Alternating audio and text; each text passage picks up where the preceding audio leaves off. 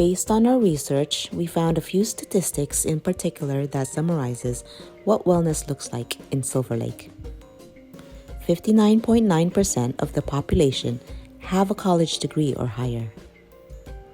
East LA reports 43% of uninsured adult patients, while LA County reports 25% of uninsured adult patients. Silver Lake averages about 147 violent crime cases per its population of 30,500 residents, making its crime rate 9% higher than the national average in 2020. Silver Lake is known for its diversity with residents from various ethnic and cultural backgrounds. 47% of the residents have access to a grocery store.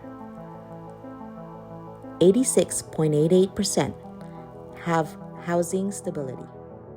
Silver Lake's overall wellness includes stable housing, access to organic or nutritional foods, and breathing clean air.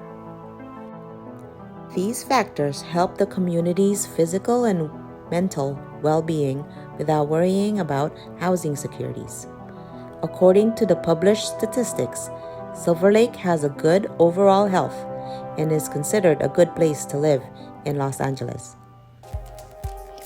Although the crime rate is slightly higher than the national average, some of the positive statistics we researched include good air quality, places to buy healthy foods, and the fact that many community members have a place to live. Go to Trader Joe's, which is pretty affordable, and it doesn't feel like ridiculously overpriced like Erewhon and Whole Foods are. I would never shop there. It feels out of my budget range. Definitely feel safe during the day. Night, a little bit less so. Part of what I don't feel safe about is when I'm in an area that doesn't have a lot of people around, which is sort of a strange thing about LA is like not a lot of people walk or are out on the street. I've seen a police chase go through like a coffee shop that I was in. I've seen a police chase go like sort of through my apartment complex, shootings on my street. If people are afraid or if people are worried about safety, I wouldn't necessarily recommend they move to Los Angeles. It's pretty diverse, but I feel like it's probably becoming less diverse. And like, what are your thoughts about that? Or like, how so? Well, I think there's a lot of gentrification here, so a lot of the people who used to live here who are probably more diverse have sort of been pushed out because they can't afford to live here anymore. Because of the high housing costs. Yeah, housing costs. Even just having a business in Silver Lake is a lot more expensive. And what are your thoughts on the access to healthy food? I feel like there's a lot of healthy food options here, but not necessarily affordable healthy food. Okay, like it's there, but it's just expensive. Yeah, exactly. And do you feel that a lot of people have access to healthcare in the area?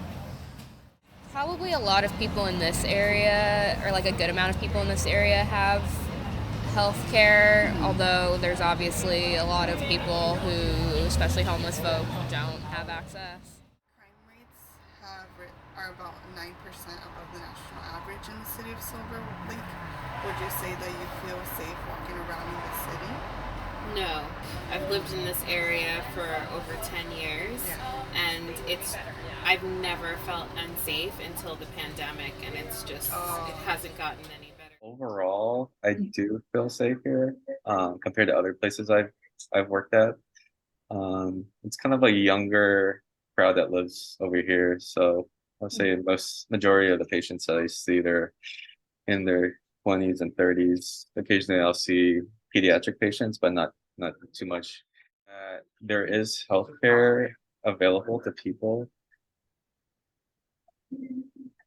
but from what I get sometimes is that they can't have access to healthcare either because they don't have good enough health insurance, or their primary care doctor doesn't have the time to see them in a timely manner. So we get a lot of patients that come here because their primary care doctor either just can't see them in time, or they have trouble with finding a primary care doctor. So a lot of people that are younger and really have no need to like see a provider like pretty regularly. That's usually what I hear a lot, that they just never really establish contact with a primary care doctor, and so that's why that sometimes they can actually have issues with um, getting care though. Would you say most patients have access to healthy food? I would say so. I mean, this area, like I said, is pretty young and lively. There's a Erewhon right next to our clinic. So I don't know if you've ever been to a Erewhon.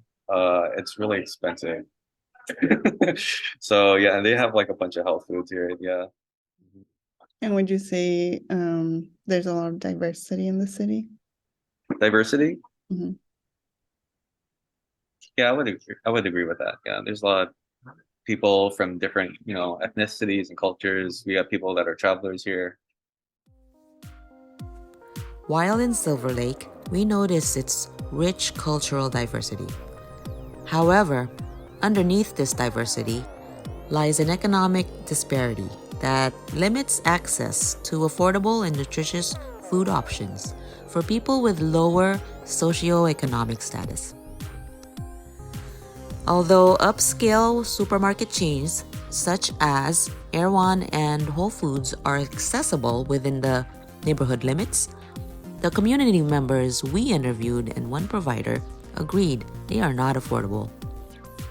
If you plan to be a new provider in this hip urban community, its distinct patient population consists of young adults in their 20s and 30s and young families with small children. This age group tends to be fit, healthy, and active. Therefore, seeing a primary care provider is unnecessary. Instead, they go to urgent care clinics for acute conditions or injuries. Reasons for this trend include healthcare affordability and the convenience of seeing a provider promptly.